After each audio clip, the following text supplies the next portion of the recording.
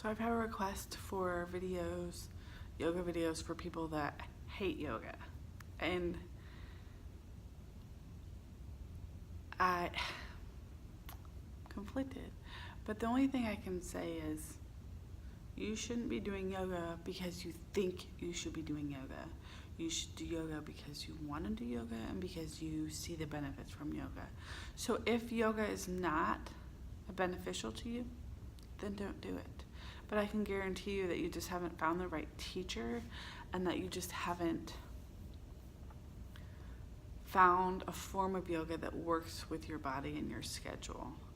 Because say that you're in a yoga class and you're going, oh, I don't really feel anything, it's really easy, I'm not getting any relief, I don't feel why this is beneficial, I want to be out, grocery shopping or working out, then go do those things.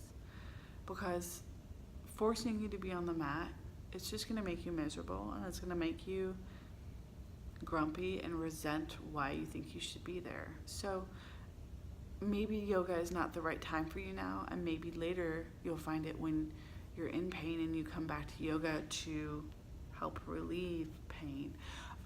One of the reasons that I found yoga so beneficial for me is that I just didn't like to sweat, and I know that's lazy, but I just didn't. And I thought, wow, I was sore for 9 days. My very first beginner class, I was sore for 9 days, and I thought, it didn't even feel like a workout. Like, what?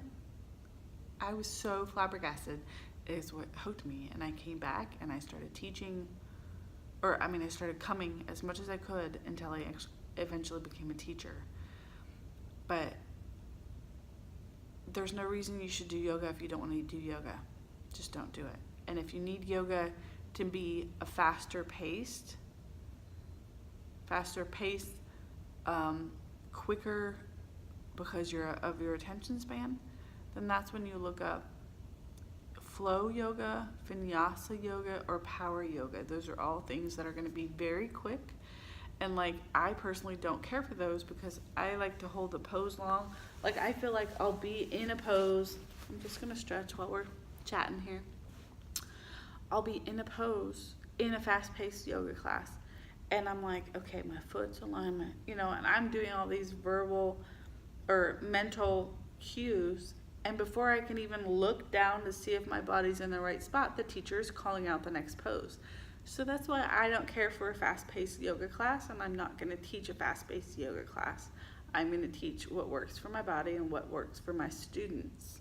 So if you're not able to do a slow-paced class because it hurts you, or because of the mental capacity to sit still, then find what works for you. One of the biggest things that all yoga teachers, including me, say, honor your body. So honor your mind too. If your mind can't sit still and doesn't want to do a slow-paced yoga, then don't do it.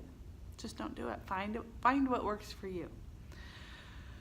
And with all that said, yoga for people that don't want to do yoga.